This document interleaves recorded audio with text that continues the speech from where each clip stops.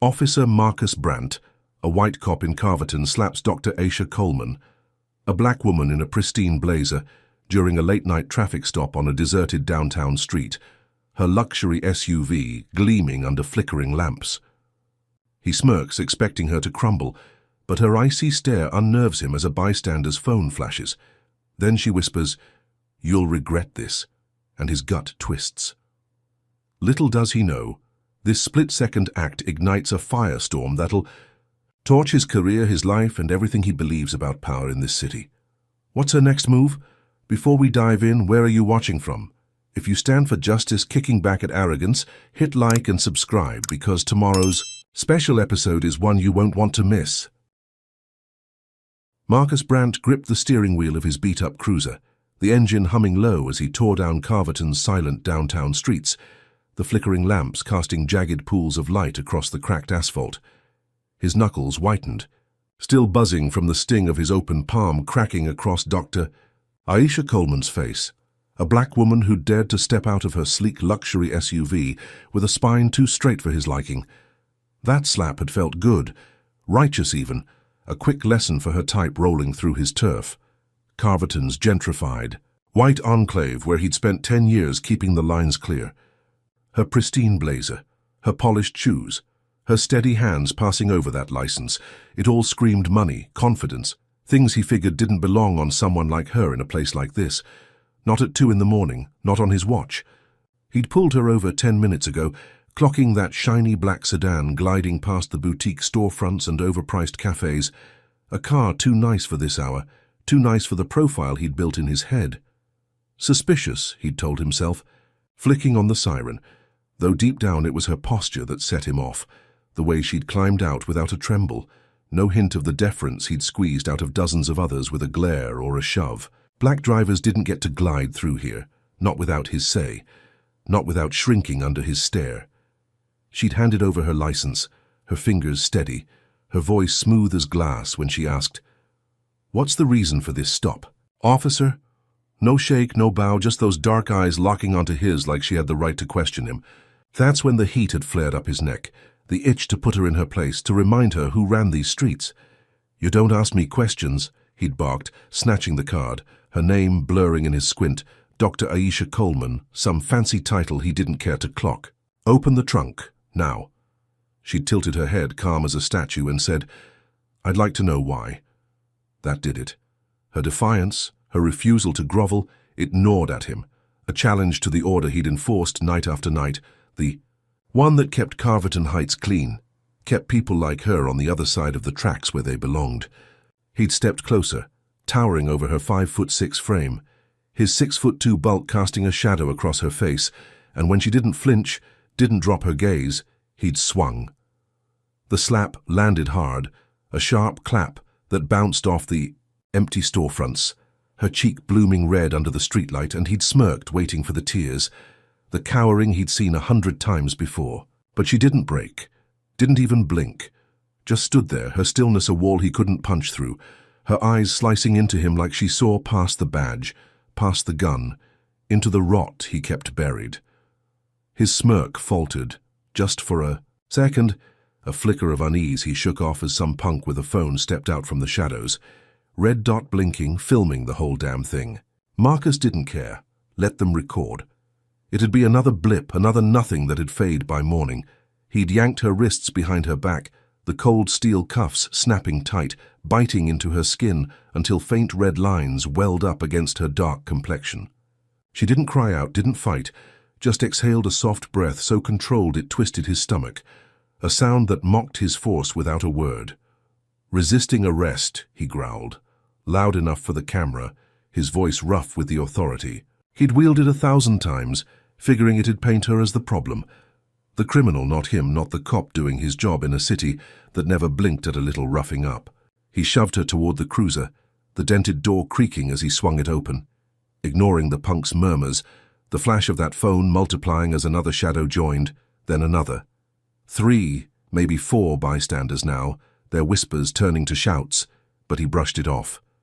They'd tire out, post their little clips, move on. Same as always. Carverton didn't care about one more stop gone sideways, not in a place where the news shrugged at worse. He pushed her into the back seat, her frame sliding in with a grace that grated on him, like she was stepping into a boardroom, not a cage. The door slammed shut, the thud echoing down the block, a punctuation mark on his control, or so he told himself.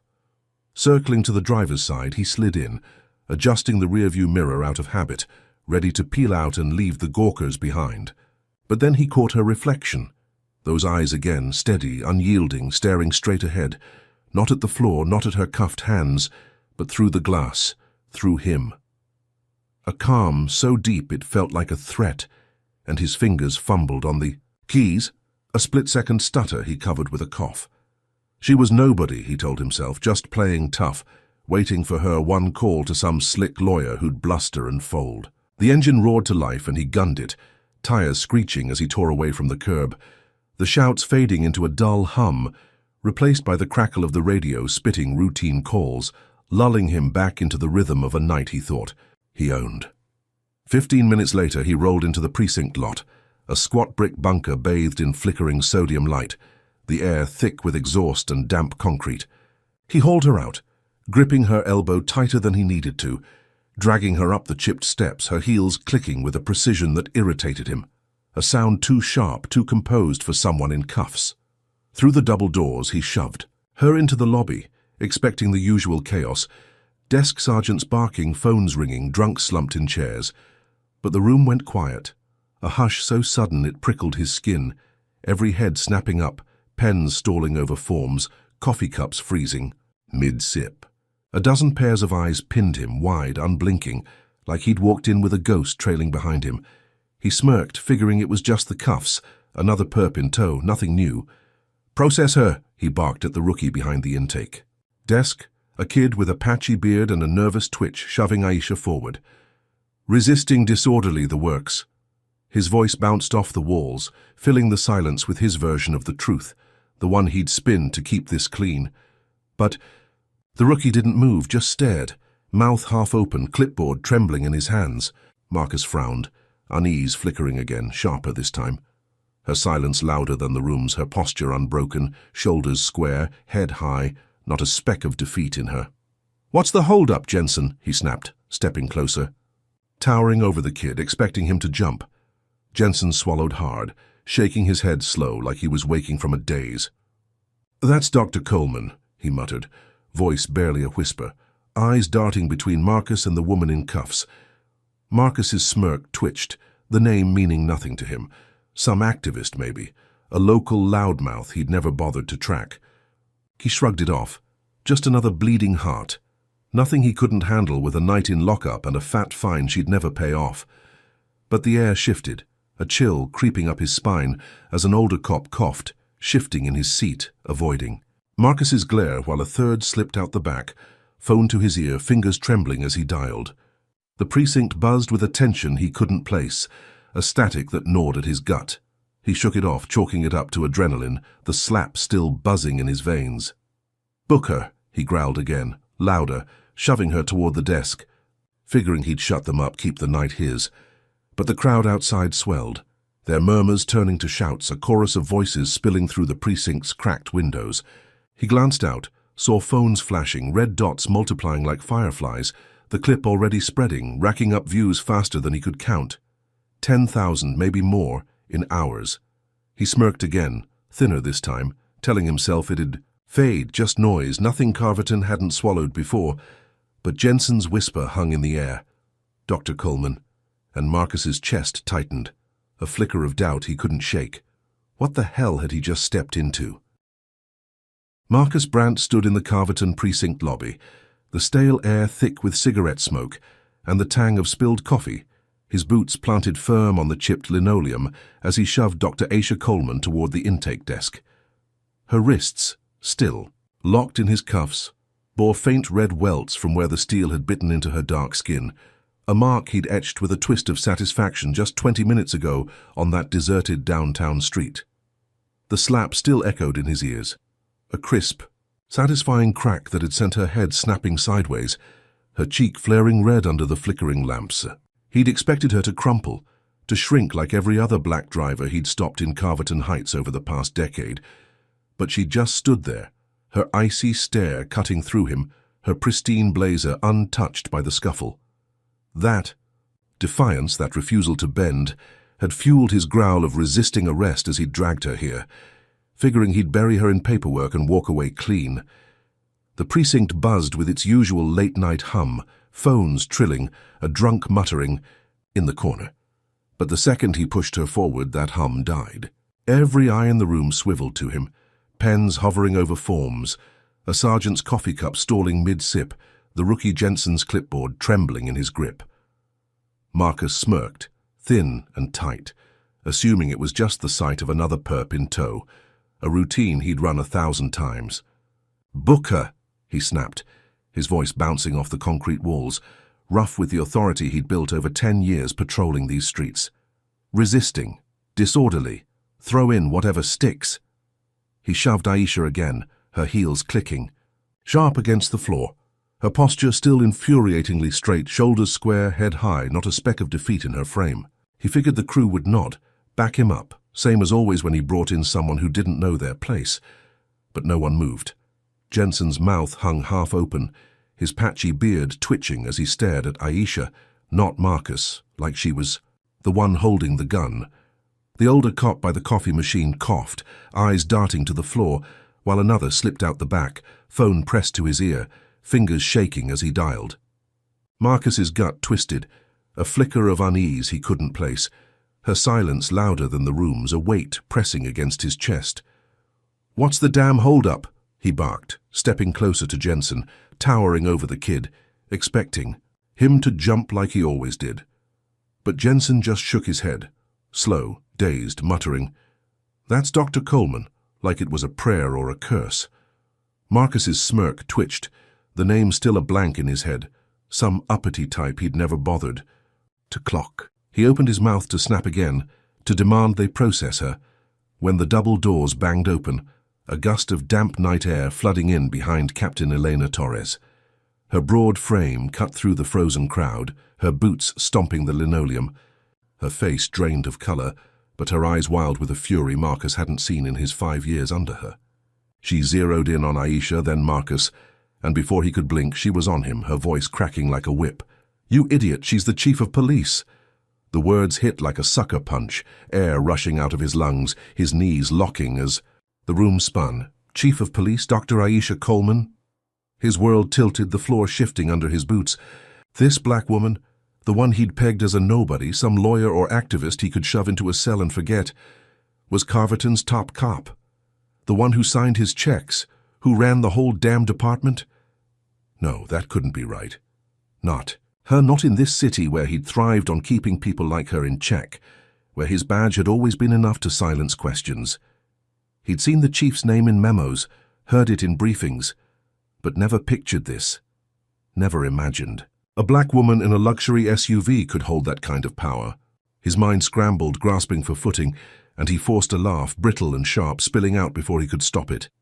"Self-defense," he spat, squaring his shoulders, planting his boots firm. "She resisted, provoked me. You've got my back, right, Torres?" The laugh died in his throat as Torres's eyes narrowed, a vein pulsing in her temple. She stepped closer, close enough for him to smell the coffee on her breath, her hands trembling with something he couldn't name. Not yet. "Uncuff her." "Brant, now," she growled, her tone a blade that sliced through his bravado. He bristled, jaw tightening. Because no, this was his collar, his call. He'd felt her defiance, her challenge when she'd questioned his stop, and he wasn't about to let some desk jockey undo it, not over a woman he'd already put in her place, or so he thought. "She's a nobody," he shot back, doubling. Down, his voice rising to fill the silence. "Resisted me, assaulted an officer. You want to explain that to the brass?" The room gasped, a collective intake of breath that prickled his skin, but he didn't flinch. He turned to the gaggle of officers, their faces a mix of shock and fear, and barked, "She provoked me. You all saw it, right?" No one nodded. No one backed him. They just shifted, feet scuffing the floor, eyes dropping, a few slipping phones from pockets, thumbs tapping screens. The faint ping of notifications started, a chorus growing louder, sharper, and Jensen muttered, "It's online, man, the slap, it's everywhere." Marcus's stomach lurched, his smirk faltering, because he'd figured the bystander's clip would fade, just another blip in Carverton's endless noise. But now the precinct's walls seemed to close in, the air thickening with a weight he couldn't shake. Torres shoved her phone in his face, scrolling fast, her jaw dropping as the clip played. 30 seconds of his hand cracking across Aisha's face, her head snapping sideways, then righting itself, unshaken, the crowd's gasps, a soundtrack to his unraveling. "You're done," Torres hissed, her voice tight with fury. "Suspended, effective now."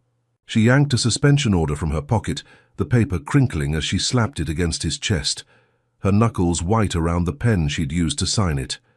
Marcus's head spun, because suspensions took days, red tape he could worm through. Not this, not a guillotine dropping in minutes. He squared his jaw, forcing that smirk back, because this was temporary, had to be. He'd weathered worse, talked his way out of tighter spots, and no way some woman, even the chief, could undo him this fast. Aisha stood steps away, wrists still, cuffed, the steel glinting under the fluorescent lights. Torres grabbed the keys from Jensen, who fumbled them under her glare, and unlocked the cuffs herself, the metal clattering to the floor. Aisha flexed her hands, the red lines fading slowly, her cheek still marked by his slap, a stark bloom against her dark skin. But her posture was iron, her suit unwrinkled, and when she spoke her voice was soft, deliberate, a chill threading through every syllable. "You've started something you can't stop, Officer Brandt." It wasn't anger, wasn't gloating, but a quiet certainty that sank into his bones, making his smirk twitch, though he hid it with a scoff, rolling his eyes. "Yeah, we'll see," he muttered, because he'd play the game, ride out the storm, let the brass cool off, and be back on the streets in a week, badge gleaming like always. But the precinct windows rattled, a roar swelling outside, protesters, spilling onto the lot, their chants punching through the glass. "Justice for Aisha! Justice for Aisha!" Phones flashed, a sea of red dots, the clip looping on every screen in Carverton, his slap echoing louder with every view. He glanced out, saw signs bobbing, faces twisted with rage, and his chest tightened. Torres barked at him to get out, her voice a shove, and he stormed through the lobby, shoving past wide-eyed cops, their silence a wall he couldn't breach. The chants followed him, a rhythm he couldn't mute, and he realized too late the crowd wasn't bluffing. The phones weren't. Just noise. This wasn't just a bad night. What had he unleashed by raising his hand? Want to weigh in? Comment number 1 if you think Marcus's arrogance deserves this smackdown, or if you reckon he's got a shot to squirm out. Hit like if Aisha's. IC Comeback has you rooting for her to crush him, and subscribe to catch every twist this firestorm's about to ignite. Can Marcus spin this suspension into a win, or is Aisha's next move already tightening the noose? Stick around to see how this chief turns his world upside down. Marcus Brandt stormed out of the Carverton precinct, the night air slapping his face with a damp chill. As he shoved past the double doors, Captain Torres's suspension order still crumpled in his fist. The chants of "Justice for Aisha" roared. Behind him, a swelling tide of protesters clogging the lot, their signs bobbing like jagged teeth under the sodium lights. He didn't look back, didn't give them the satisfaction, his boots pounding the asphalt as he beelined for his truck. A rusted pickup parked crooked in the corner. The slap he'd landed on Dr. Aisha Coleman, Carverton's chief of police, still buzzed in his palm, a righteous sting he clung to despite the chaos it had sparked. Suspension? Fine. He'd ride it out, same as he'd done with every complaint, in his 10 years on the force. This was just noise, a storm that had blow over once the brass cooled off and the crowd found something else to scream about. He floored it out of the lot, tires screeching, the precinct shrinking in his rear view. As he tore through Carverton's gentrified streets, past the boutique storefronts and overpriced cafes he'd spent a decade keeping clean. His duplex in Carverton Heights loomed ahead, a squat 2-story box with peeling paint and a sagging porch, a fortress he'd carved out in this white enclave where people like Aisha didn't belong, not in his world. He slammed the truck door, stomped up the steps and locked himself inside, the deadbolt clicking with a finality that steadied his pulse. The TV flickered on, a reflex to drown out the echo of her voice, that soft, chilling, "You've started something you can't stop," she'd whispered as Torres uncuffed her. He snorted, flipping to a news channel, expecting the usual late-night filler, maybe a car chase or a bar fight. But there she was. Dr. Aisha Coleman filled the screen, her midnight blue suit crisp against the backdrop of Carverton's City Hall, her dark eyes steady, unyielding, the same ones he'd met with his slap. Her cheek bore no mark now. The red bloom faded, but her presence cut deeper than any bruise. "We're launching a full probe into Officer Marcus Brandt's 10-year record," she said, her voice a blade of calm slicing through the static. "No one is above accountability." The words sank into his gut, heavy and cold, but he forced a smirk, leaning back on his lumpy couch, the springs groaning under his 6'2" frame. A probe? Let her dig. He'd buried his tracks, greased the right palms, kept his rough nights quiet. She'd find nothing, and he'd be back on the beat in a week, badge gleaming, laughing about this with the guys. The smirk held until the window exploded. Glass sprayed across the living room, shards glittering on the worn carpet, as a brick thudded to a stop near his boots. He jumped, heart slamming against his ribs, the TV's hum drowned by the crash. Scrawled in jagged red ink across the bricks. Rough face were 2 words, "Racist pig." His breath caught, the air thickening with a sudden sharp panic he hadn't felt since his rookie days. He snatched the brick, fingers trembling, and peered through the shattered pane. Shadows shifted beyond his porch, a handful of figures scattering into the dark, their footsteps fading down the street. The protesters had found him. How the hell did they know where he lived? He grabbed his phone, thumbing through contacts, dialing his crew, the ones who'd traded beers over stories of keeping Carverton Heights in line. First call straight to voicemail. Second, a dead ring. Third, nothing. Silence from every name he'd counted on. Guys who'd nodded at his stops, laughed off the complaints, backed him when the heat got close.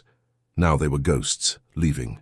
Him alone with the brick's weight in his hand, the TV looping Aisha's presser, her voice a relentless drone promising justice he couldn't outrun. He scrolled online, the clip of his slap now a wildfire, racking up 1 million views, comments scrolling too fast to read. "Racist cop. Fire him. Jail's too good." His address popped up in a thread, an anonymous tip pinned to the top, and his stomach lurched. Someone had sold him out. The first rock hit the front door, a dull thunk that jolted him to his feet. Then another cracking against the siding, followed by a bottle shattering on the porch. He bolted to the window, peering through the blinds, and saw them, a mob swelling. In the street, 20, maybe 30 strong, their faces twisted with rage, phones flashing, signs swinging. "Justice for Aisha! Brandt must pay!" The chants punched through the walls, a rhythm that shook the duplex's flimsy frame. He grabbed a chair, wedging it under the doorknob, his pulse hammering as more rocks rained down, pinging off the truck, denting the hood. A brick sailed through the kitchen window, smashing a cabinet, and he ducked, glass crunching under his boots. This was his space, his sanctuary, and they were tearing it apart piece by piece, all because of her, because he'd raised his hand to a black woman he'd pegged as nothing. He yanked the curtains shut, barricaded the door with a bookshelf, his breath ragged as the mob's roar grew louder, closer, fists pounding the siding, a bottle torching the mailbox with a whoosh of flame. He thought about his gun, locked in the precinct safe, useless now, and cursed under his breath. They'd tire out, he told himself, sweat beading on his brow as he paced the shrinking room. They always did. These things faded, burned out, left. Him standing. The pounding slowed, the shouts dulled, and he peeked out, saw the street emptying, the mob dispersing into the night, leaving a trail of broken glass and charred wood. His chest loosened, a shaky grin tugging his lips. He'd survived. They'd thrown their fit, and he was still here, still whole. Let Aisha dig her probe. Let the crowd scream. He'd outlast them all. He sank onto the couch, the TV still blaring. Her face, her promise of accountability looping like a taunt. The brick sat heavy in his lap. Racist pig, staring up at him, but he tossed it aside, forcing that grin wider. He'd call in favors tomorrow, lean on the guys who'd ghosted. Him tonight, get this squared away. The clip would die down, the views would plateau and Carverton would forget. Same as it always had when he'd bent the rules. He grabbed a beer from the fridge, the cold can steadying his shaking hands, and took a long swig, the bitter taste. Grounding him. He'd won this round, kept his ground, kept his house. The storm was over, or so he believed, sinking back into the cushions, the tension bleeding out of his shoulders. Then his phone buzzed, a sharp jolt that cut through the quiet. He fished it from his pocket, expecting a buddy finally checking, in a lifeline from the crew he'd built. But the screen glowed with a text, no name, no number he knew, just 6 words that froze the beer in his throat. Your past is next. His grin vanished, his pulse spiking as the room spun, the brick's weight sinking back in, the chants echoing in his skull. Who'd sent it? How'd they get his number? The TV flickered, Aisha's eyes locking onto his through the glass, and he realized this wasn't the end, not even close. The slap hadn't just sparked a protest, hadn't just cost him a night. It had opened a door he couldn't shut, a reckoning he couldn't see coming, and whatever she had planned, it was clawing closer, sharper, deadlier than the mob's rocks. He stumbled to the window, peering into the dark, the street empty now, but heavy with a silence that pressed against his chest. The text glowed in his hand, a promise he couldn't shake, and he scrolled the news again, catching a headline. Chief Coleman vows deep investigation. His gut twisted, the beer slipping. From his grip splashing across the carpet. He'd thought he was safe, thought he'd held the line, but the mob was just the start, the brick just a warning. What the hell was she digging up? What past was she dragging into the light? He locked the door again. The deadbolts click, a hollow comfort, because deep down he knew Aisha wasn't done, and whatever came next would hit harder than anything he'd faced tonight. Marcus Brandt slumped on his sagging couch, the Carverton Heights duplex a fortress of shadows, the shattered window letting in a damp breeze that stirred the glass shards littering his carpet. The brick with racist pig scrawled in red ink sat discarded by his boots, a taunt he couldn't shake since the mob had torn through his street hours ago. The TV flickered, Dr. Aisha Coleman's press conference looping, her voice a steady drumbeat promising a probe into his 10-year record, her midnight blue suit a stark contrast to the chaos she'd sparked.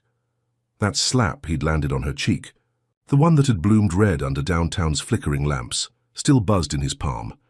A fleeting triumph now souring into a nightmare. Suspension was one thing, but that text, "Your past is next," glowed on his phone. A splinter he couldn't pull out. He'd ride it out, he told himself, cracking open another beer, the cold metal slick against his calloused fingers. He'd buried his dirt deep, greased enough palms to keep it quiet. Let her dig. She'd find nothing. The clock ticked past 3. In the morning, the chants of justice for Aisha faded to a dull echo in his skull, the mob long dispersed. He needed his gear, his spare badge, something to feel normal, to remind him he was still a cop, still in control.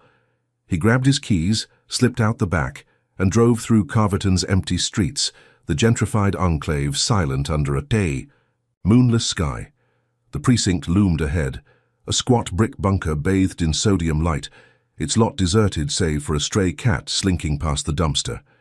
He parked in the shadows, hood up, and crept inside through a side door, the familiar stink of bleach and sweat hitting him as he moved past the holding cells, their steel bars glinting in the dim glow.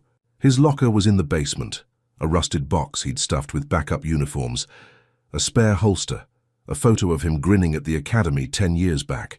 He'd grab it, lie low, wait for the storm to pass. He'd barely turned the corner when headlights flared through the basement windows, slicing the dark with red and blue strobes. Engines growled, doors slammed, and internal affairs suits swarmed the lot, cheap jackets flapping as they boxed his truck with unmarked vans. Marcus froze, his pulse spiking, keys slipping in his sweaty grip. They poured through the precinct's back entrance, flashlight beams cutting the gloom, gloved hands clutching a warrant that fluttered in the lead agent's fist. "Brandt!" A wiry guy with a buzz cut barked, spotting him by the lockers. "Step out now!" His voice was clipped, no room for argument, and Marcus's gut twisted, his legs shaky as he raised his hands, playing dumb. "What's this about?" he rasped, forcing a grin. But the agent shoved the warrant in his face, the paper crisp with ink still wet from a judge's signature.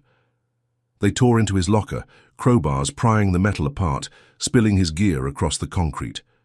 Uniforms crumpled, the holster clattered, the photo fluttered down, his younger self staring up with a smirk he didn't recognize anymore. The agent flipped through files, bagging a yellowed report Marcus hadn't seen in years, a 2018 case he'd buried deep. A black teen, 17, jaw busted, eyes swollen shut. A beating he'd dealt out in a Carverton Heights alley for loitering, pinned on a junkie with a bribe and a threat. The kid's name, Jamal Tate, scrawled in faded ink, stared back. At him, a ghost he'd forgotten until now. The agent grinned, a sharp, gleeful edge to it, holding the report like a trophy. "Chief Coleman's team dug this up, Brant. You're cooked." The words punched through Marcus's skull, a sledgehammer to glass, shattering the lie he'd built that his past was untouchable. He stumbled back, leaning on a wall, the cold concrete biting his palms as they bagged more evidence, photos of bloodied knuckles, a dashcam clip he'd scrubbed from the system, all clawing their way back into the light. "That's nothing," he spat, his voice rough with a defiance he didn't feel. "Old news, you've got no case." But the agent's grin widened, and Marcus's chest tightened, the air rushing out of him. He'd been careful, hadn't. He kept his tracks clean or clean enough, paid off the right guys to lose the right files. But Aisha had found it, her reach deeper than he'd dreamed, her power cracking open his past like a fault line. The suits hauled off boxes, their taillights, fading into the night, leaving him alone in the basement. The precinct's glow mocking him, a place he'd ruled now a tomb. He slipped out, heart slamming, and floored it back to the duplex, the streets blurring past as his mind raced. He could bribe his way out, call in favors, lean on the crew who'd ghosted him last night. He snatched his phone, thumbing through contacts, dialing numbers he'd burned into memory. First call, voicemail. Second, a dead ring. Third, silence. His buddies, the ones who'd laughed off his rough stops, traded beers over stories of keeping the streets clean, were gone. Their absence a wall he couldn't breach. He scrolled the news, hands shaking, and saw it. Protesters downtown, a crowd of hundreds burning his effigy, a crude dummy in a cop uniform swinging from a lamppost, flames licking its legs. "Brant must fall," their signs screamed, phones flashing. The clip of his slap now 1,000,000 views strong, a wildfire he couldn't douse. He sank onto the couch, the cushions swallowing him, the TV flickering to Aisha's face again, her probe announcement looping, her eyes boring into him. Through the screen, the brick sat heavy by his feet, the text, "Your past is next," a noose tightening around his neck. He'd thought he could wait it out, thought the mob was the worst of it, but this raid, this report, it was her turning his own system against him, weaponizing the machine he'd bent for years. The teen's face, Jamal's, flashed in his mind, those swollen eyes, that busted jaw, a kid he'd left bleeding in the dirt because he'd dared to walk through his neighborhood. He'd laughed it off then, a quick flex of power, but now it was back, sharper, uglier. A parade of pain he'd dismissed as collateral, all because of her, because he'd slapped the wrong woman, underestimated her skin, her suit, her silence. His phone stayed dark, no texts, no calls. The silence a weight he couldn't lift. He paced the room, the walls shrinking around him, the brick's message sinking in, the effigy's flames searing his pride. He'd survived the mob, kept his ground, but this was different, deeper. A legal blade slicing into his life. Aisha wasn't just digging. She was excavating, dragging every shortcut, every fist, every lie into the open. He grabbed the beer can, crushed it in his fist, the metal crumpling as he snarled, "She's got nothing." But the lie tasted bitter, and he knew she had everything, a decade of dirt he couldn't bury again. The protesters' chants echoed. In his head, a city he'd ruled now a furnace of rage, and he realized he was alone, cornered with her shadow stretching closer, deadlier than he'd ever feared. What's your take on this spiral? Comment number 1 if you think Marcus's past should have stayed buried, or if you're all in for Aisha peeling back his lies. Hit like if her quiet powers got you hooked on this reckoning, and subscribe to catch every brutal turn as this. Cop's world burns down.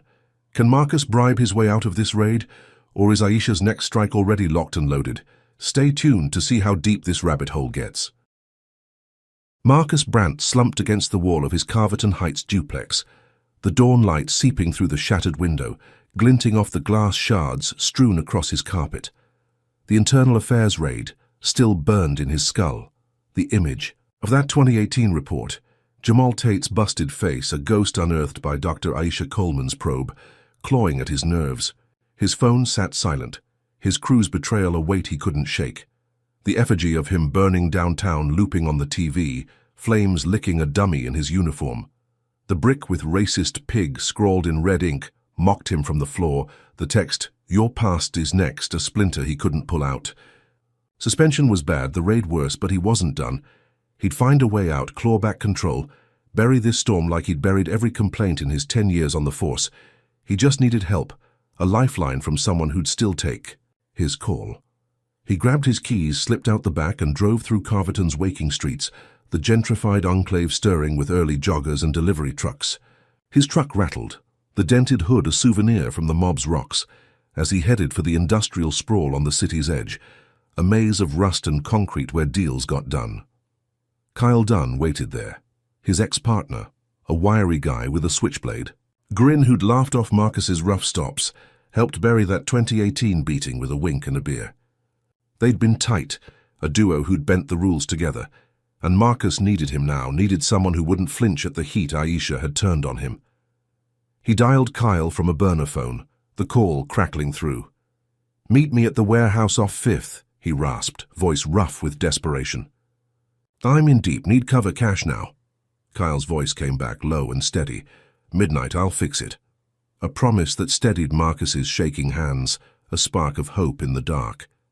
He rolled into the warehouse lot at 11:55, the hulking shell of steel and brick looming under a starless sky, weeds choking the cracked pavement. Kyle stood by a sagging chain-link fence, eyes darting, a duffel slung over his shoulder. Marcus climbed out, boots crunching gravel, and clapped him on the back, relief flooding in. "You're a lifesaver, man. What's the plan?"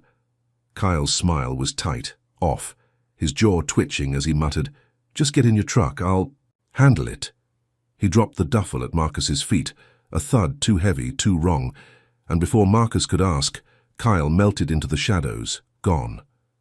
Marcus frowned, unease prickling, and unzipped the bag. Bricks of white powder stared back. Cocaine enough to lock him up for life, and his gut dropped, a cold sweat breaking across his brow. This wasn't help. This was a setup.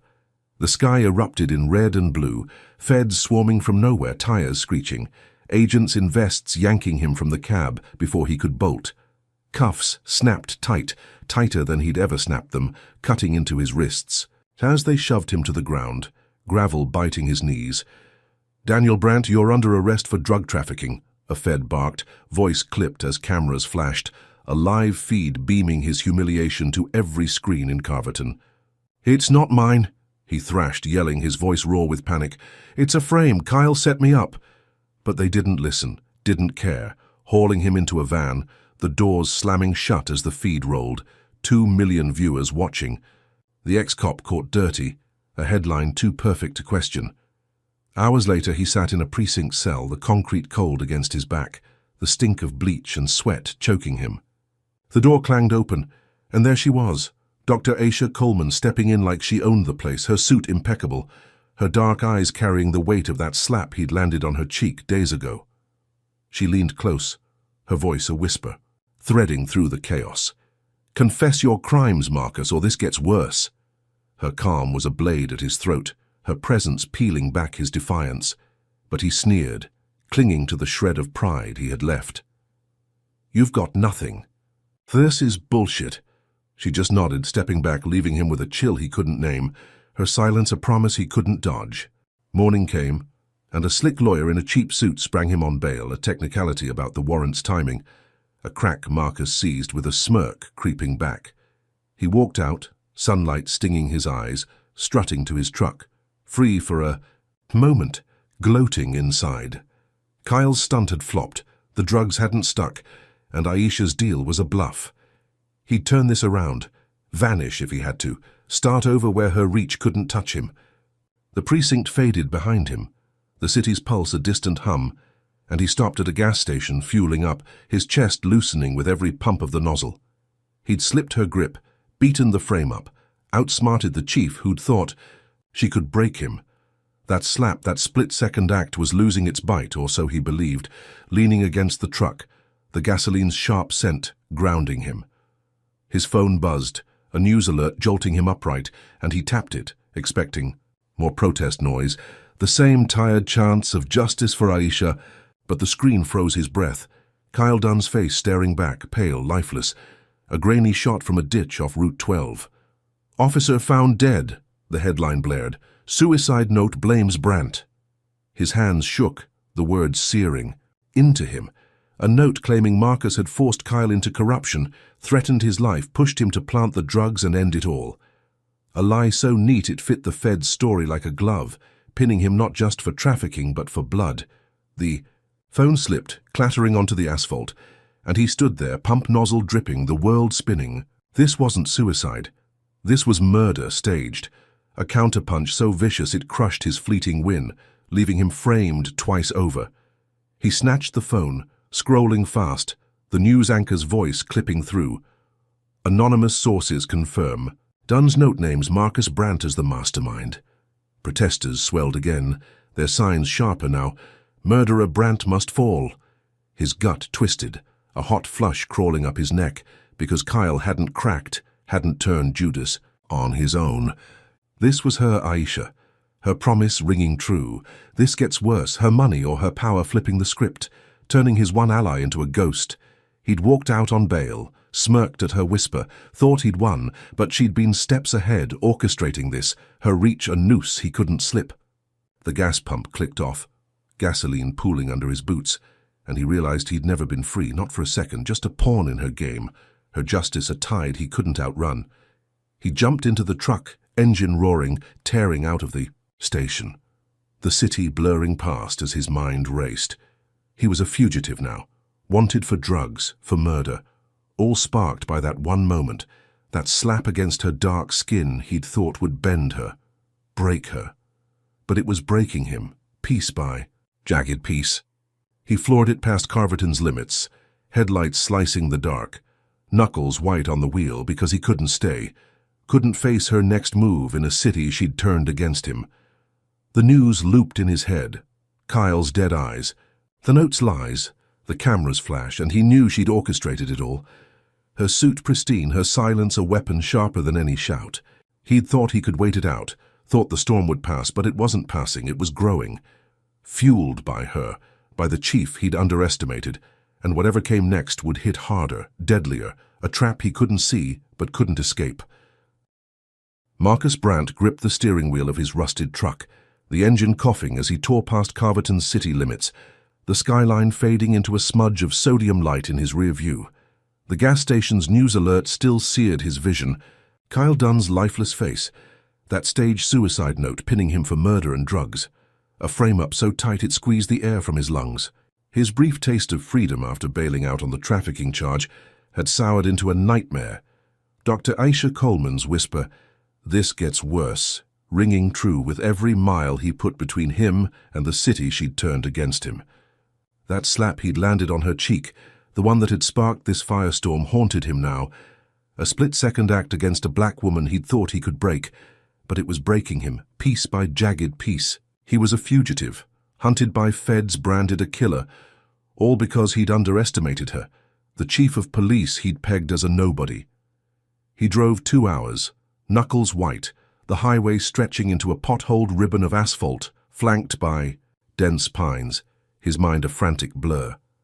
Carverton wasn't safe, not with Aisha's reach clawing after him, not with her power turning allies into ghosts and lies into handcuffs. He needed to vanish, needed a new name, a new life, something to dodge the noose she'd tightened around his neck. He pulled off Route 7, tires crunching gravel, and rolled into a rundown motel, its neon vacancy sign buzzing over a sagging roof. The lot was empty, shadows pooling under flickering lamps, a dive where cash still talked and questions stayed unasked. He parked in the dark, grabbed a wad of bills from his glove box and stumbled into the office, the air thick with stale smoke and mildew.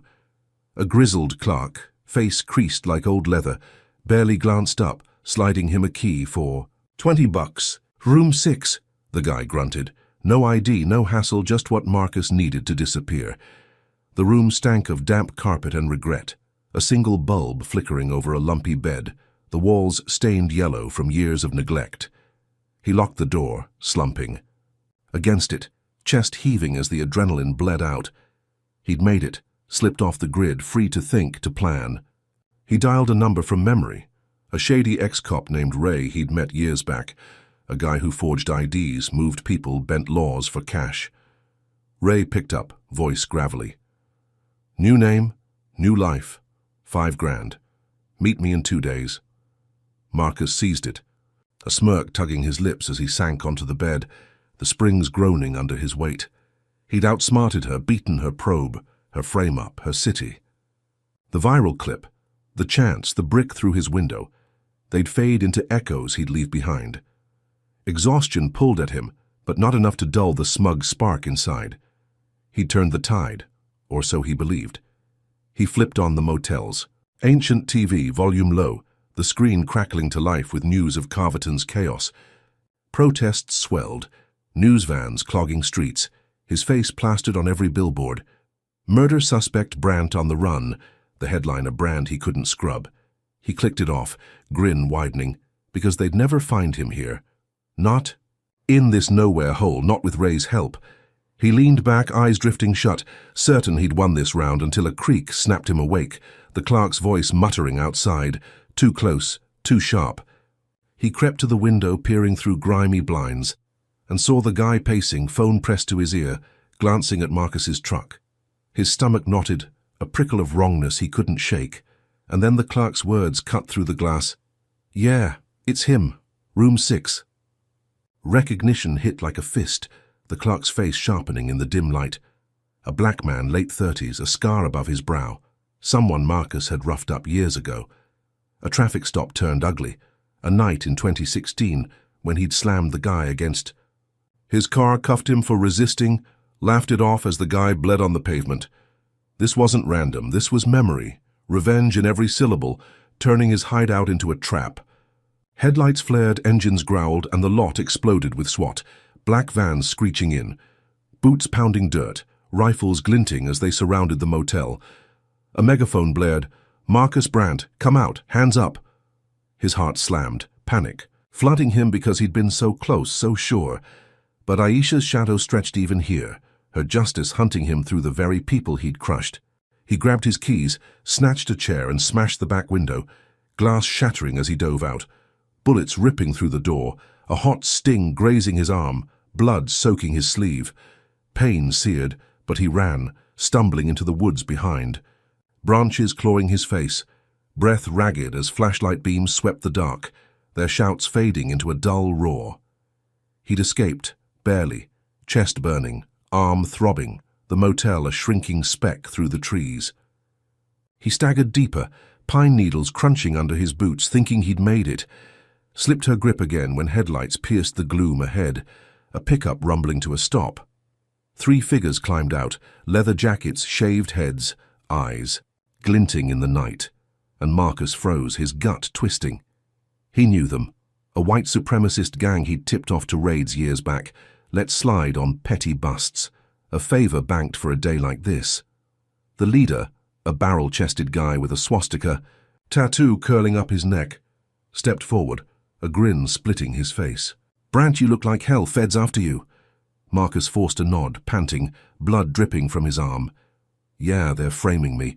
That black chief's behind it. Need cover. Cash. Now." The guy clapped him on the shoulder, too hard, his grip lingering. "We've got you, cop. Come with us." Relief flooded Marcus, a shaky grin tugging his lips as he followed them to the truck, climbing in, the leather cold against his skin. He'd found allies, muscle to match Aisha's reach, guys who'd see a white cop hunted by her kind as a brother, not a liability. The engine roared, the woods blurring past, and he leaned back, thinking he'd turned the night around. Dodged, her noose with the only crew left who'd take his side. He spilled it all, his voice rough with hate. "She's framing me for drugs, murder, everything. That bitch Coleman's tearing it all down." The leader nodded, slow, deliberate. His grin thin, and Marcus exhaled. Good, they got it, they'd protect him. He'd slipped her net, found a lifeline in the dark, or so he believed. The truck rumbling deeper into the pines, the motel's chaos fading behind him. Aisha's face flashed in his mind, that slap, the spark that lit this inferno, but he shoved it down, certain he'd won this round, certain these guys would shield him from her wrath. The woods closed in, a cocoon of shadow, and he let his guard drop, exhaustion pulling at his bones, unaware that the trap he'd escaped was just the first, and the one ahead was sharper, deadlier. Waiting in the dark, he thought he'd claimed. What's your read on this twist? Comment number 1 if you think Marcus deserves this relentless chase for what he's done, or if you reckon he's just a pawn in a game too big to win. Hit like if Aisha's long reach has you glued to this unraveling, and subscribe to catch every brutal step as this fugitive's luck runs dry. Can these new allies pull Marcus out of the fire, or is Aisha's shadow about to turn his last hope into his worst nightmare? Keep watching to see what's lurking in those woods. Marcus Brandt slumped in the back of the pickup, the leather seat cold against his blood-soaked sleeve, the sting of the SWAT bullet grazing his arm, a dull fire under his skin. The truck rumbled through the dense pines off Route 7, the woods swallowing the motel's chaos, the red and blue strobes fading into memory. His chest heaved, breath ragged from the sprint that had barely saved him. The clerk's scarred face, a ghost from a 2016 stop turned traitor, still burning in his mind. The white supremacist gang, 3 leather-jacketed figures with shaved heads and glinting eyes, had snatched him from the jaws of Aisha's trap, a lifeline he'd banked on years ago when he'd tipped them off to raids, let their petty busts slide. The leader, a barrel-chested brute with a swastika tattoo curling up his neck, drove in silence, his thin grin a flicker in the dashboard glow. Marcus exhaled, relief washing over him. He'd found allies, muscle to match Dr. Aisha Coleman's reach, guys who'd shield him from the chief he'd slapped, the black woman who'd turned Carverton against him. The truck lurched to a stop. An hour later, the old mill looming ahead. A hulking skeleton of brick and steel, its smashed windows gaping like empty sockets, weeds choking the lot. Marcus climbed out, arm throbbing, forcing a grin as he followed them inside, the cavernous guts swallowing him whole, a maze of rust and damp concrete lit by a single lantern flickering on a table. They sat him down, the chair creaking under, his 6'2" frame, and the leader slid a beer across, the can sweating in the humid air. Marcus didn't touch it, his gut whispering something off, but he shoved it down, needing their guns, their cash, their hate to match his own. "Feds are framing me," he rasped, voice rough with exhaustion, blood crusting his sleeve. "That Black Chief Coleman, she's behind it all. Drugs, murder, the works. I just need a way out." The leader nodded, slow and deliberate, his grin sharpening as he leaned back, arms crossed over his barrel chest. "We've seen the news, cop. You're a lightning rod, but we'll protect you." The words eased Marcus's pulse, a vow that steadied his shaking hands, and he leaned back, thinking he'd found real allies, not like Kyle, not like the precinct rats who'd bailed. "Good," he said, exhaling hard, the tension bleeding out of his shoulders. "I knew you'd get it. She's tearing everything down, that bitch." He pictured Aisha's face, that slap, the spark that lit this inferno, her icy stare cutting through him on that downtown street. For a moment, he believed he'd won, believed he'd turned the tide with these guys, their shared venom a shield against her justice. The lantern's glow danced across their faces, the 2 others cracking knuckles, their silence a weight. Marcus. Didn't Clark not yet? He spilled more, his hate bubbling up. "She's got the feds, the city, everyone, framed me for Kyle's death, planted drugs. I need your help to vanish." The leader's grin widened, too wide, his eyes glinting with something Marcus couldn't place, and he said, "Yeah, we get it. But she paid better." The words sank in slow, a cold blade twisting in Marcus's gut, because no, that couldn't be right. Not them. Not these guys. He lunged forward, chair scraping, but the leader's fist slammed into his jaw, stars exploding, blood flooding his mouth as the others dragged him to the floor, boots crashing into his ribs, his gut, a storm of pain he couldn't fight. They hauled him up, pinning his arms. The the leader pulling out a phone, thumbing it on, a live stream flickering to life, the screen glowing with thousands of eyes already watching. "Time to teach cops a lesson. Live for the world," he snarled, and Marcus thrashed, yelling, "You bastards!" But their laughter roared over the phone's tinny speaker. "This is for screwing us, pig." The blows came again. A fist, pulping his nose, a knee cracking his ribs, bones splintering under leather as he curled, gasping, blood pooling on the concrete. He realized too late Aisha hadn't just found him.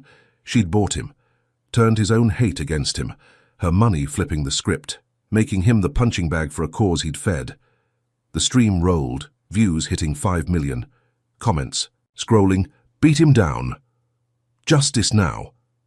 His humiliation became a spectacle, his body a rag doll as they pounded him, skin splitting, teeth loosening, until he was a heap, barely conscious, thinking this was it, her final blow.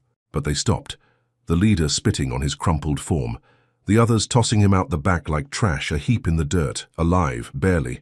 He coughed blood, ribs screaming, crawling through the mud, staggering into the night as the woods gave way to a street, a cluster of shotgun houses flickering with porch lights in a black neighborhood he knew too well. He'd ruled these blocks once, stopped cars, searched kids, left bruises he'd laughed off, a cop with a badge and a fist keeping his order. Now he stumbled forward, blood dripping, thinking he'd hide, recover when faces appeared, residents stepping out, eyes narrowing, recognizing him. "That's Brandt, the cop from the video," a woman hissed, phone up, her voice sharp with a fury he'd never faced. Others joined, men, women, teens, a crowd forming, their anger a wave he couldn't swim against. He raised his hands, voice cracking, "Back off, I'm hurt." But the plea fell flat, drowned by a man's growl, "You broke my cousin's arm in 15, and a woman's shout, "My nephew's still got scars from you." Their words were a chorus of pain he'd sown, nights he'd flexed his power because they didn't belong in his Carverton, because their skin marked them as targets. A fist slammed into his gut, doubling him over, a kick dropping him to the pavement, and he curled, gasping, blood pooling under him as cameras rolled, lights flashing, a storm of blows raining down.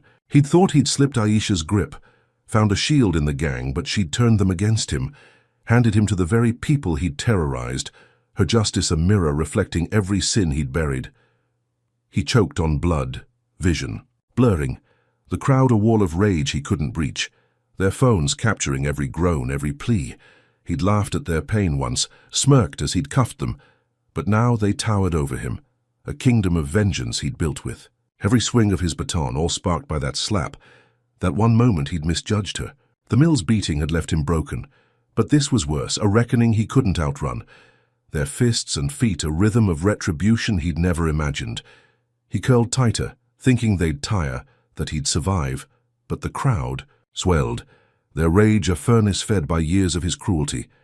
And he realized Aisha's trap wasn't just the gang. It was this, her power stretching beyond the woods, beyond the city into the streets he'd once ruled, deadlier with every blow. He gasped, blood bubbling in his throat, the world spinning as the mob pressed closer, their shouts a roar he couldn't mute. He'd thought he'd won, thought the gang was his ticket out, but Aisha had played him, turned his hate into a noose, handed him to his victims with a precision that chilled his bones. The slap echoed in his skull, her icy stare, her whisper, "You'll regret this." A promise she'd kept step by ruthless step. He'd underestimated her, dismissed her as a black woman he could silence, but she was silencing him. Her justice, a tide he couldn't stem. The crowd's blows slowed, his body a sack of pain, and he lay there alive barely, knowing this wasn't the end, just a pivot, a new trap snapping shut in the dark he couldn't escape. Marcus Brandt lay crumpled on the cracked pavement of a Carverton street, blood pooling beneath him, the metallic taste flooding his mouth as the mob closed in, a ring of bodies he couldn't escape. The white supremacist gangs beating at the mill still throbbed in his bones, ribs cracked, jaw swollen, but this was worse. A storm of fists and feet raining down from residents of a black neighborhood he'd once terrorized. Their faces loomed, eyes blazing with a fury he'd never faced. Phones flashing, filming every groan as he curled tighter, gasping for air. He'd stumbled here from the woods, dumped by the gang Aisha had turned against him, thinking he'd hide, recover. but they'd recognized him instantly. "That's Brandt, the cop from the video," a woman's voice slicing through the humid night air, sharp and unforgiving. The slap he'd landed on Dr. Aisha Coleman, Carverton's chief of police, echoed in his skull. That one moment he'd misjudged her, sparking this inferno, her justice a tide he couldn't stem. The crowd swelled. Men stepping from porches, women clutching brooms, teens with clenched fists, their anger a wave he couldn't swim against. "You broke my son's arm in 15, a man growled, his fist slamming into Marcus's gut, doubling him over. "My cousin's still in jail 'cause of you," a woman shouted, her boot cracking his knee, dropping him flat. Their words were a litany of pain he'd sown. Nights he'd stopped their cars, searched their kids, left bruises he'd laughed off, all because they didn't belong in his Carverton, because their skin marked them as prey in his gentrified white enclave. A broom handle smashed across his back, splintering wood, and he screamed, a raw animal sound begging for mercy he'd never given. But the pleas fell flat, drowned by their rage, a furnace fed by years of his cruelty. He curled tighter, blood dripping from his split lip, vision blurring as fists pounded his ribs, a pipe clanging against his shin, bone grinding under the force. Cameras rolled, red dots blinking, a storm of lights capturing his humiliation. And he thought they'd tire, that he'd survive, his body a sack of pain but still breathing. He'd outlasted the gang, slipped the feds. He could outlast this. Or so he believed, choking on blood, the pavement cold against his cheek. The blows slowed, his gasps ragged, and he dared to hope, dared to think he'd hit bottom when headlights pierced the dark, tires squealing, a sleek black SUV rolling up, parting the crowd not in fear, but in awe, a hush falling over the street. Doctor. Aisha Coleman stepped out, her suit pristine midnight blue fabric catching the porch lights, her presence a thunderclap that stilled the air. Her cheek bore no mark from his slap days ago, healed now, but her eyes carried its weight, locking onto his with a calm so deep it sliced deeper than any fist. She didn't move to stop them, didn't call them off, just stood there watching. As they hovered, panting, their fists stained with his blood. Marcus writhed, choking on a sob, thinking she'd let them finish him, let the mob take what the gang hadn't, her silence louder than their shouts, a weapon sharper than their pipes. He'd thought he'd slipped her grip, found a lifeline in the woods, but she'd handed him to these people, the very ones he'd crushed, her justice a mirror reflecting every stop, every threat, every life he'd scarred. Sirens wailed, blew, lights flashing, and county deputies stormed in. Not her precinct grunts, but outsiders pulling the crowd back, yanking Marcus up, his body a limp heap of broken parts. He gasped, relief flooding as they dragged him from the pavement, blood dripping, bones screaming because he'd survived. They'd saved him, hauling him to an ambulance, straps tightening around his wrists, medics swarming with gauze and needles. He thought it was over, thought he'd hit the bottom at last, his chest heaving as the stretcher rolled through the chaos, the mob's shouts fading into a dull roar. Aisha stood still, her gaze unbroken, and he smirked, faint and shaky, because he'd lived, beaten her wrath, or so he believed. The morphine dulling the pain, the straps a cold comfort. But then she moved, stepping close as the stretcher passed, her heels clicking sharp against the asphalt, and slipped a phone into his limp hand, her voice low, a whisper cutting through the siren's howl. "Check the news." She stepped back, vanishing into the night, leaving him clutching it, screen lighting up as a medic patched his arm, blood soaking the gauze. Dread pooled in his gut, his fingers trembling as he tapped it, the news app flaring to life with her. Face again, live on air, her words a sledgehammer. "Federal hate crime charges filed against Marcus Brandt," she announced, her tone steady, detailing assaults, frame-ups, a decade of targeting black and brown lives, her probe unearthing every sin he'd buried. His breath stopped, the world spinning, because this wasn't salvation. This was a handoff from mob justice to a legal ruin she'd orchestrated. The ambulance doors slammed, the siren howling, but all he heard was her whisper. All he saw was her face, knowing this wasn't the end, just a pivot, a new blade sharpening in the dark. He'd thought the deputies were his rescue, thought he'd slipped her noose, but she'd turned his win into a deeper fall, her trap snapping shut with a precision that chilled his bones. The phone slipped, clattering to the stretcher, the medic's hands a blur as the charges scrolled, each one a nail. 2015 assault. 2017 false arrest. A litany of hate he'd wielded because they didn't fit his carveton, because their skin defied his order. He'd laughed then, smirked as he'd cuffed them, but now she'd flipped it, her justice a tide drowning him blow by blow, and he realized she hadn't just watched, she'd planned, her suit pristine, her silence a weapon he couldn't dodge. He sank back, blood crusting his lips, the stretcher rattling as the ambulance tore through Carverton streets, the mob's rage echoing in his skull, her eyes haunting his vision. That slap, that one moment he'd raised his hand, had sparked. This, her icy "you'll regret this," a promise she'd kept, step by ruthless step. He'd underestimated her, dismissed her as a black woman he could silence, but she was silencing him. Her power a web he couldn't break, handing him from fists to feds with a calm that crushed his pride. The medic's voice faded, the siren, a distant wail, and he knew the mob wasn't the worst, the gang wasn't the end. Aisha's next move was coming, sharper, deadlier, a trap he couldn't see but couldn't escape. Her justice a mirror he'd built with every sin, now reflecting. Back to bury him whole. What's your stance on this reckoning? Comment number 1 if you think Marcus's victims earned every swing they took, or if you reckon he's paid too high a price for one slap. Hit like if Aisha's calculated vengeance has you locked in for this ride, and subscribe to catch every twist as this cop's sins catch up fast. Can Marcus claw his way out of these federal charges, or is Aisha's courtroom hammer about to drop harder than the mob's fists? Stay with us to see how this chief turns his last gasp into her loudest victory. Marcus Brant shuffled into Carverton Federal Court, wrists cuffed, the steel biting his skin as deputies hauled him through a sea of cameras, reporters shouting, protesters jamming the stone steps with signs screaming, "Justice now!" and "Brant guilty." The hospital's antiseptic stink still clung to him, ribs taped, arm in a sling.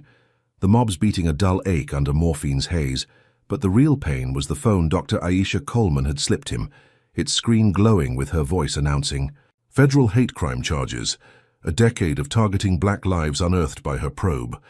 That slap he'd landed on her cheek, the spark that lit this inferno, haunted him now, a split-second act against a black woman he'd thought he could crush.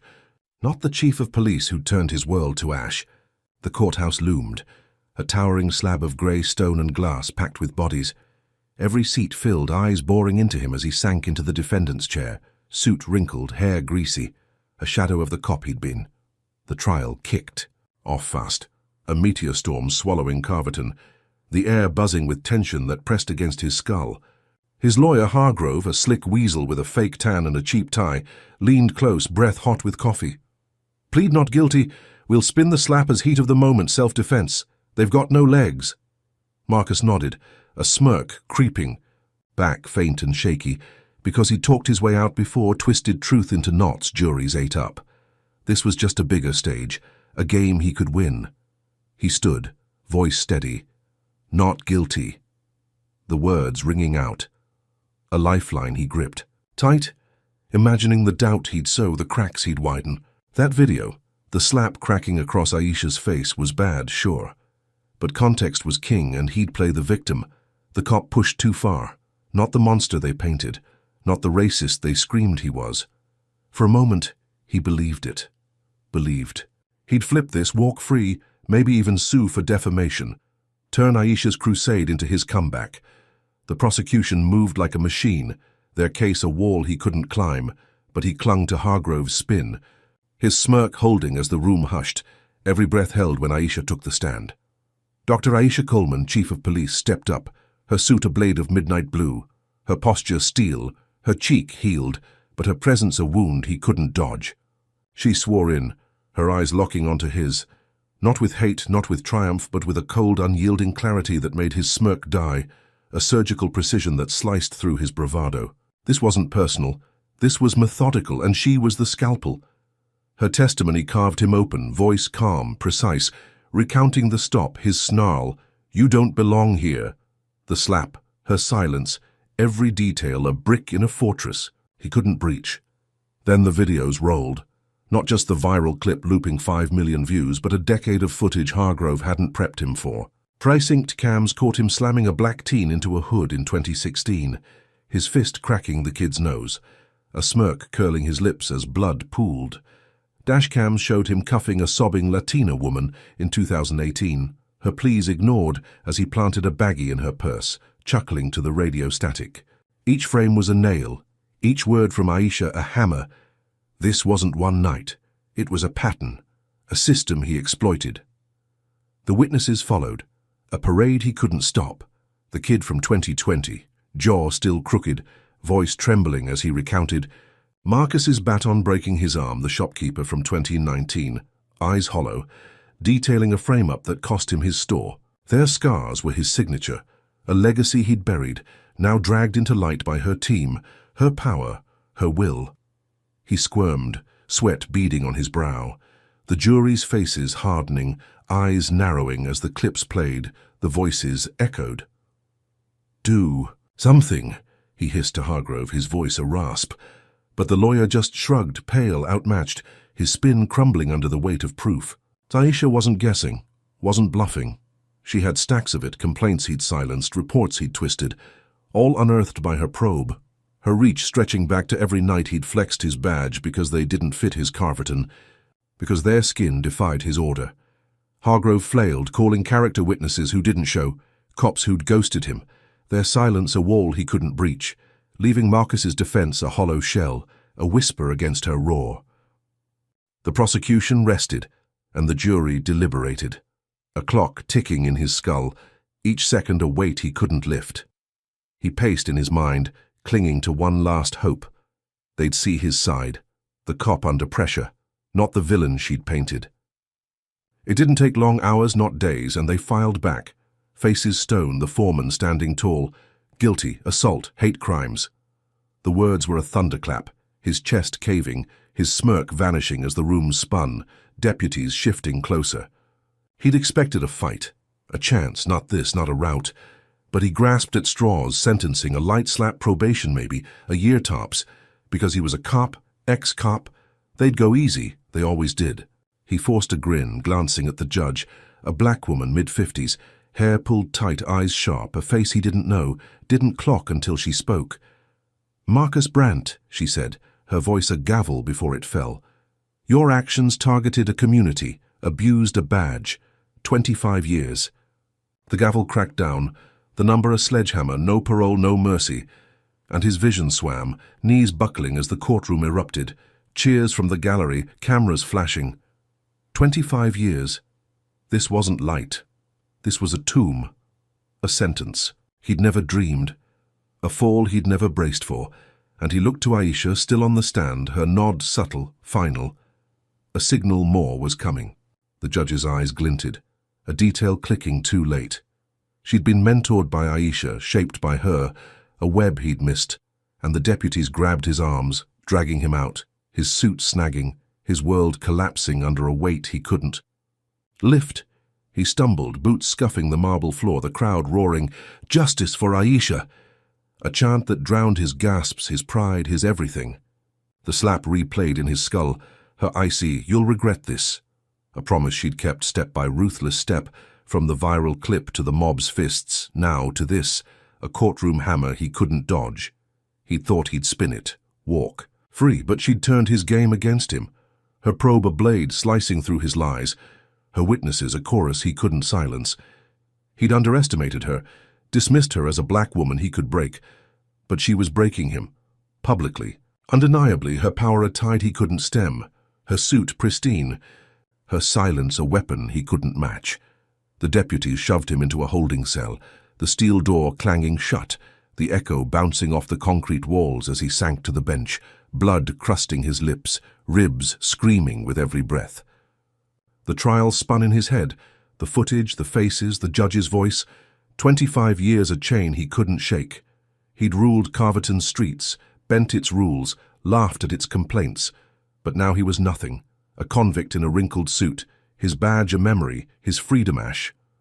Aisha's eyes haunted him, that calm, unyielding stare, and he realized too late she'd been building this since the slap, since he'd raised his hand, her justice a machine grinding him down, blow by blow, witness by witness, year by year.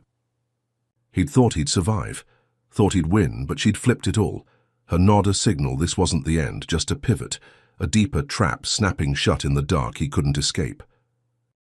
Marcus Brandt shuffled into Carverton State Prison, wrists cuffed, ankles shackled, the orange jumpsuit chafing his skin, a far cry from the uniform that had cloaked him in power for 10 years.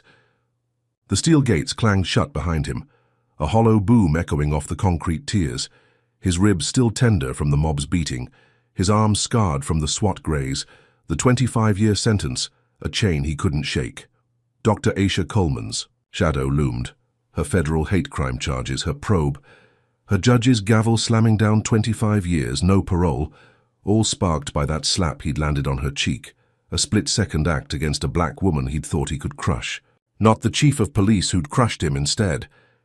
He stepped onto the cell block, the air thick with sweat and menace, inmates' eyes tracking him. A dozen glares he didn't flinch from because he'd been a cop, ruled Carverton's streets, and he knew this game, knew how to carry himself, chest out, jaw set, a predator, not prey. He smirked, faint and tight, expecting ex-cop respect, space, a nod from guards who'd worked the same beat. He'd spent a decade bending rules, breaking jaws, keeping order in his gentrified white enclave, and that badge still meant something here, a shield even in stripes, or so he believed. He strutted past the rows of cells, the catcalls starting low, a ripple he could handle. Fresh meat, pig in a pen. Voices he figured he'd silence with a glare, carve out a corner, ride this out like he'd ridden out every storm, since that slap. He dumped his thin mattress in a double cell, his bunkmate a wiry guy with a teardrop tattoo, silent, sizing him up through narrowed eyes. Marcus leaned back, arms crossed, the springs creaking under his weight. "I'm Brandt, ex-cop," he rasped, voice rough with a warning he'd used 1,000 times. "You don't mess with me, we're good." He expected a nod, a back-off, because that's how it worked, hierarchy, history, his past a wall they wouldn't breach. The bunkmate's lip curled, a sneer twisting his gaunt face, and he leaned forward, elbows on his knees. "Heard about you, pig, slapped the wrong lady." Marcus's smirk twitched, unease prickling his spine, because that wasn't respect, that was something darker, a spark he hadn't clocked. He brushed it off, figuring one guy didn't matter, he'd win the block, show them who he was. First day passed. Chow Hall quiet, yard tense, no moves, no trouble.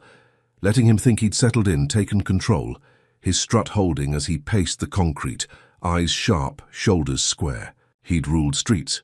He'd rule this, or so he believed. The slap's echo fading, Aisha's face a distant taunt he'd bury in time. Day 2 hit like a fist. He stepped into the rec room, a concrete box of benches and buzz, the air shifting. As heads turned, whispers cutting sharp, "That's him, the cop from the news." Before he could pivot, a fist crashed into his jaw, spinning him into a table, wood splintering under his weight. Another slammed his kidney, a third cracked his nose, blood gushing hot and thick, spilling down his chin. He swung back, wild, desperate, connecting once, twice, toppling a skinny guy with a shank scar. Adrenaline surging as he stood tall, panting, 3 down, thinking he'd won, proved his grit, earned his place. But the crowd parted, and a hulking inmate loomed, 6'5", tatted neck to knuckles, his eyes glinting with a hate Marcus knew too well. "You locked me up in 19, Brandt," he growled, voice a rumble that shook the room. "My sister's still paying for it."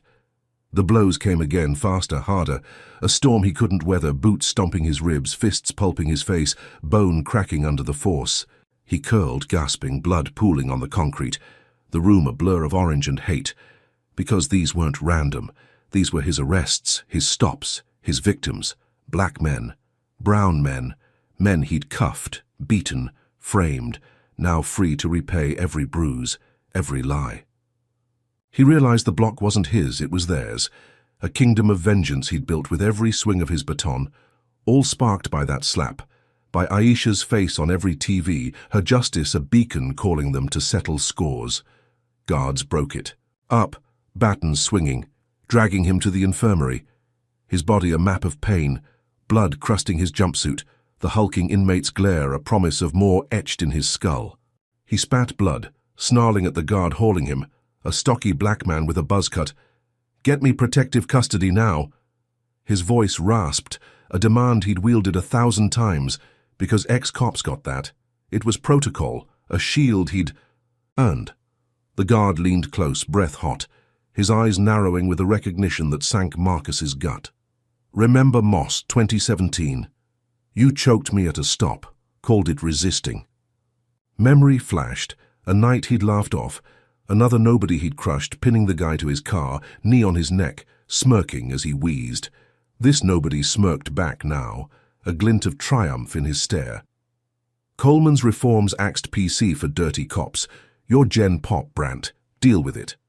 He walked off, leaving Marcus on the cot, stitches pulling, fear clawing his chest because protective custody was gone, stripped by her, by Aisha, her oversight rewriting the rules, turning his last shield to dust. He lay there, breath shallow, the infirmary's sterile hum wrapping around him, the cot creaking under his battered frame, pain flaring with every shift. The attack replayed, the hulking inmate's fists, the guard's smirk, Aisha's shadow stretching even here, her justice a machine grinding him down, cell by cell, blow by blow. He'd survived the streets, the trial, the mob. He'd survive. Fierce claw his way back. Find a crack in her armor or so, he told himself, staring at the locked door, the guard's boots echoing beyond. Then the door swung open, a skinny inmate orderly with a mop slipping in to swap his bandages, and Marcus's eyes narrowed, spotting a bulge in the guy's pocket, a phone, contraband gold in a place like this. "Give me that," he rasped, voice low, a cop's command still sharp in his throat, and the orderly flinched, hesitating, but Marcus's glare, even bruised, held weight. The guy handed it over, a battered flip phone, scratched but alive, a lifeline Marcus hid under the pillow, pulse racing. This was it, his shot, a way to call out, fight back, turn this hell around. The orderly shuffled off, and Marcus flipped. They'd open, fingers trembling, dialing a number he'd memorized. A crooked lawyer named Kessler he'd used years back, a guy who'd bent laws for cash. Kessler picked up, voice oily. "Brandt, you're a mess. What's the play?" Marcus whispered. "Appeal, get me out. I've got dirt, cash stashed, whatever you need." Laying out a plan, the 2018 beating he could pin on someone else, the drug frame he could twist, a desperate bid to flip the guilty verdict, lighten the 25 years. Kessler chuckled, "Risky but doable. Record it, send it. I'll work it." A spark of hope ignited, and Marcus smirked, pain forgotten, because he'd beat Aisha yet, outsmart her reforms, her prison, her web. He recorded a shaky voicemail. "I'll give you the 2018 beating, not mine, Kyle's deal, I've got proof." A lie stitched with truth, sending it to Kessler's burner, thinking he'd turned the tide, picturing freedom, a new name, a new life. Her face fading from his nightmares. He sank back, the phone tucked away, exhaustion pulling at him, but victory close, tangible. A crack in her armor he'd widen, or so he believed. The infirmary's hum a lullaby to his battered. Pride unaware that the next blow was coming, sharper, deadlier. Coiled in the dark, he thought he'd claimed. Marcus Brandt lay on the infirmary cot in Carverton State Prison, the sterile hum wrapping around him like a shroud, his battered frame sinking into the thin mattress, stitches tugging at his swollen face. The gang's ambush in the rec room still throbbed in his bones, ribs cracked, nose pulped, a shank's jagged edge a ghost in his side, blood crusting his orange jumpsuit. The guard's smirk, Coleman's reforms axed PC, echoed in his skull, leaving him exposed in Gen Pop, a death knell he couldn't shake. Dr. Aisha Coleman's shadow stretched everywhere, her 25-year sentence a chain he couldn't break, all sparked by that slap he'd landed on her cheek. A moment he'd thought would silence her, a black woman he'd pegged as nothing, not the chief of police who'd silenced him instead, step by ruthless step. But he wasn't done, not yet. The smuggled flip phone under his pillow a lifeline, his recorded confession to Kessler a spark of hope he'd fanned into a flame. He'd sent it hours ago, a shaky voicemail pinning the 2018 beating on a dead cop, twisting the drug frame into Kyle's deal, a lie stitched with just enough truth to lighten his sentence, flip the guilty verdict, get him out. Kessler's oily "I'll work it" rang in his ears, a promise he clung to, his smirk creeping back, faint and jagged. Because he'd beat her yet, outsmart her reforms, her prison, her web. The infirmary's dim light flickered, the cot creaking. As he shifted, pain flaring but dulled by the thrill of victory, a crack in her armor he'd widen. He pictured freedom, a new name, a new life, Aisha's face fading from his nightmares, her icy, "You'll regret this," a taunt he'd bury. He'd survived the mob, the trial, the shank. He'd survived this, turn this hell around, or so he believed, his breath steadying, the phone a secret he guarded with every shallow inhale. The door creaked, a guard stepping in, not the buzzcut. Traitor who'd denied him protection, but a new face blank and bored handing him a water cup, plastic crinkling in his grip. Marcus drank slow, the cool liquid soothing his raw throat, not noticing the faint click, the lines humming beyond the walls. Because he didn't know, couldn't know, Aisha's team had traced it, tapped it, her reach stretching into the infirmary's guts, intercepting every word, every lie. He sank back, the cup slipping to the floor, exhaustion pulling at him, victory close, tangible, until the TV above flickered on, a news break shattering the quiet, his voice crackling through.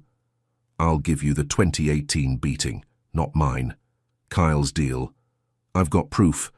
A bombshell twisting his appeal into a noose. He bolted upright, pain screaming through his ribs because this wasn't Kessler, this was her Aisha, her face filling the screen now, announcing, "National reform, the Brandt Act, accountability. Starts with him." Her tone steady, her suit pristine, her eyes locking onto his through the glass. His confession leaked global 5 million views in minutes, branding him not just a convict but a symbol. His family's name flashing in a statement. "We reject him." His sister's voice, his last tie, gone. He broke, the phone slipping. From his grip, cracking on the floor, sobs racking his frame as the scope widened. Brandt Act trending, inmates chanting his name beyond the walls, shanks sharpening in the dark. He'd confessed scraps, thinking it'd save him, but she'd turned it, made it a monument. His infamy a legacy she'd carved, his 25 years a footnote to her triumph. He sank back, tears mixing with blood, the TV blaring her voice. "We will root out corruption." A vow he couldn't unhear because she wasn't stopping, wasn't slowing, and he'd underestimated her again, dismissed her as a black woman he could outmaneuver. But she was outmaneuvering him, piece by piece. The infirmary shrank around him, the chants growing louder, closer. "Brandt, Brandt!" A rhythm of rage he couldn't mute, and he realized she'd flipped his play, turned his lifeline into a trap, her justice a tide drowning him cell by cell. He'd thought he'd hit bottom, thought the shank was the worst, but this was deeper. Her power absolute, her nod on the screen, a signal more was coming, a blade he couldn't see but couldn't dodge. The door clanged open again and he flinched, expecting guards, medics. But a shadow loomed, a cop in uniform, young, broad, baton tapping his palm, stepping into the light. Marcus squinted, pain sparking as the guy's face sharpened. A black man, 30s, eyes blazing, a stranger until he snarled, 15 years ago you slapped my mum." The pieces crashed together. Aisha's son, a cop now, her blood, her fire, and Marcus's gut sank, because this wasn't random. This was her final play personal, a debt passed down. "I paid," he rasped, voice cracking. "I'm done." But the son's laugh was cold, bitter. "Not to me." And the baton swung, cracking his knee, dropping him to the cot, a fist smashing his jaw, blood flooding his mouth again. He curled, gasping, no fight left, just pain, just fear. As the sun rained blows, each one a thudding echo of that slap. That night her cheek had flared red, her eyes unyielding. The baton smashed his ribs, splintering bone, and he choked, "Why? I served it, why?" But the son stepped back, panting, leaving him a heap, blood pooling, breath fading. Marcus lay there, vision blurring, thinking he'd hit bottom now, that this was her last strike. Her son's fists, her hands, her will, a vengeance he couldn't outrun. He'd thought the confession was his win, thought he'd slipped her grip, but she'd turned it, handed him to her blood, her justice a mirror reflecting every sin he'd sown, deadlier with every blow. The infirmary spun, the son's footsteps fading, the TV looping Aisha's voice, her face, her law, and Marcus sobbed, blood bubbling in his throat because she'd planned this, waited. Let him think he'd fought back, only to strike here, now, her son a blade she'd sharpened. He'd underestimated her, dismissed her. As a black woman he could silence, but she was silencing him.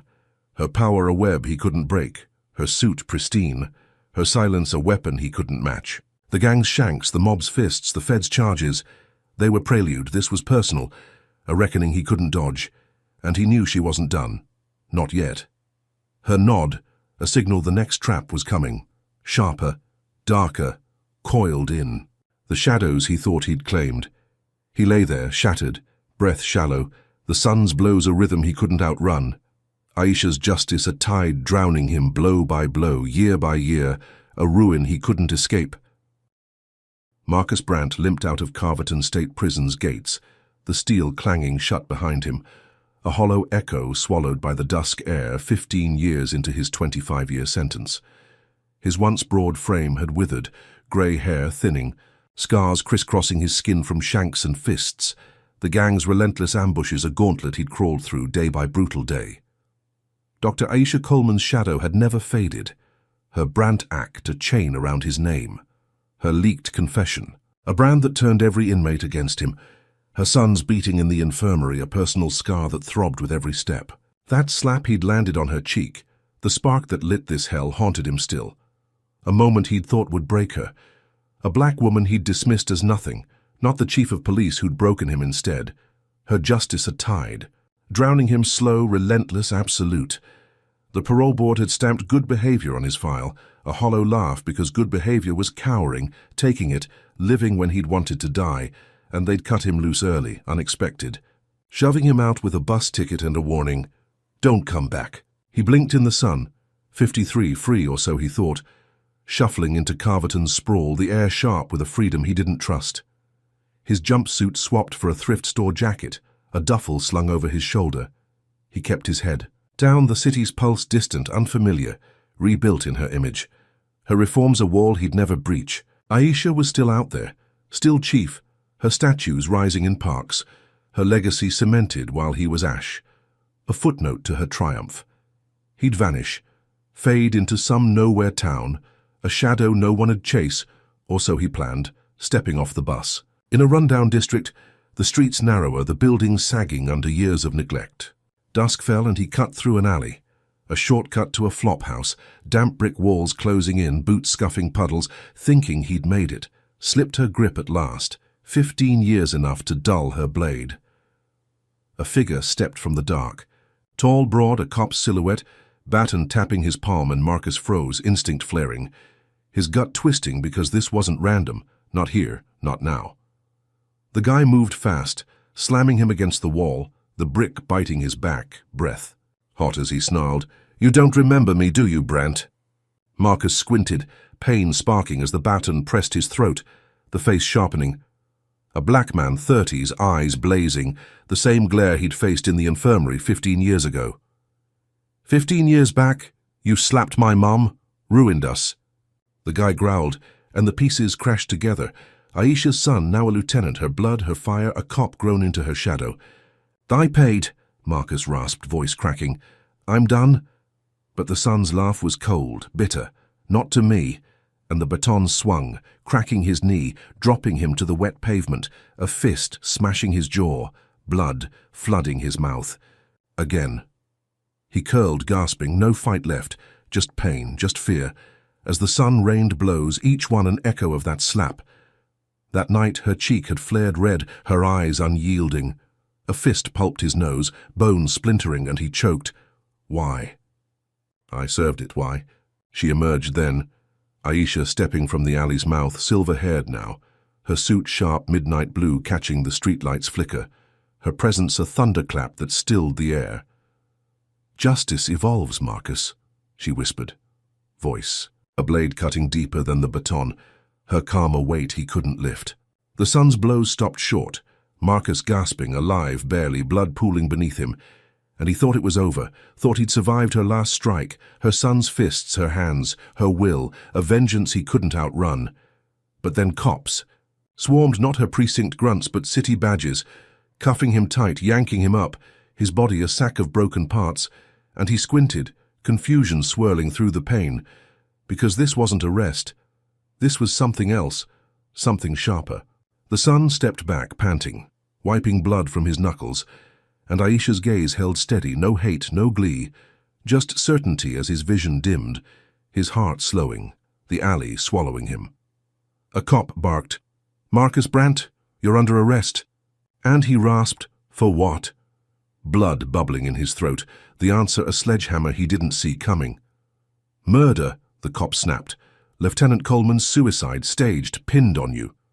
The twist hit, Aisha's son, dead. A frame so neat it crushed his breath, her final play burying him forever.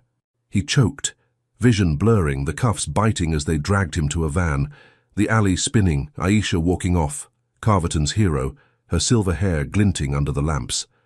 The son's suicide flashed in his mind, a lie she'd crafted, her blood a blade she'd sharpened to end him.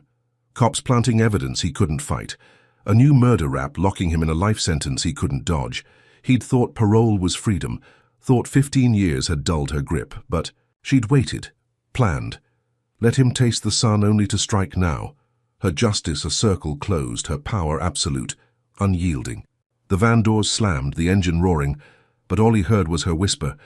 Justice evolves, all he saw was her face, knowing she'd orchestrated it all, the parole, the alley, the end, every step since that slap a thread in her web. Sank against the van's wall, blood dripping, bones screaming, the city blurring past as they hauled him back to a cage, a life term snapping shut where 25 had cracked open. That slap replayed, her icy, "You'll regret this," a promise she'd kept from the viral clip to the mob's fists, the feds' charges, the prison shanks. Now this, a staged death he couldn't disprove, her son a ghost she'd wielded to bury him whole. He'd underestimated her, dismissed her as a black woman he could silence, but she'd silenced him, her suit pristine, her silence a weapon he couldn't match, turning his hate to dust, his freedom to ash, her victory a flame burning beyond. His grave beyond his end, eternal. The van jolted, Carverton's streets fading, the flophouse a dream he'd never reach, and he realized she'd flipped his last gasp. Her son's suicide, a lie so tight it fit the law's story, like a glove, cops nodding as they drove, their eyes cold, her influence a web he couldn't break. He'd ruled Carverton once, bent its rules, laughed at its pain, but now he was nothing. A convict twice over, his name erased while she stood tall, statues rising, Easton hailing her a hero, his slap a footnote, a warning carved in her triumph. He slumped, blood crusting his lips, the van's hum a dirge because she'd waited. Let the years soften him, only to strike now, her justice evolving, deadlier, sharper, a reversal he'd never seen, never dreamed, until it took his life. Her whisper the last sound he heard, her face the last he saw, a chief who'd turned his world to ruin, absolute, forever. This story unravels a raw truth. Actions rooted in prejudice can ignite a firestorm of consequences that burn far beyond the moment. Marcus Brandt's slap against Dr. Aisha Coleman wasn't just a physical act, it was a symbol of systemic arrogance, a belief he could wield power unchecked because of her race. What he didn't see was her strength, her position as chief of police, and her unyielding resolve to dismantle his world. The lesson here is clear. Underestimating others based on bias is a fatal flaw, one that can unravel a life meticulously built on lies and brutality. Aisha's triumph teaches us that justice, though slow, is relentless when fueled by truth and resilience. Every step of Marcus's downfall, from the viral video to the prison shanks, the mob's fists to the final frame, reflects a mirror held up to his past, showing that no badge, no scheme, no hate can shield you from accountability forever. For every victim he silenced, a voice rose louder, proving that communities, when united, can topple even the most entrenched oppressors. This tale warns us to question our assumptions, to recognize the power in those we might dismiss, and to understand that real strength lies not in violence, but in the quiet, persistent pursuit of what's right. Marcus's collapse is a cautionary echo. Prejudice doesn't just harm its target. It boomerangs, destroying the wielder with a force they can't outrun. Aisha's victory stands as a beacon. Justice evolves, and those who sow hate reap ruin. What's your takeaway from Marcus's fall and Aisha's rise? Drop a comment with your thoughts on whether bias always backfires like this. Hit like if this tale struck a chord, subscribe for more gripping journeys, and share to spark a justice conversation. Thanks for joining this ride. May you walk away inspired to stand tall against wrong wherever it hides.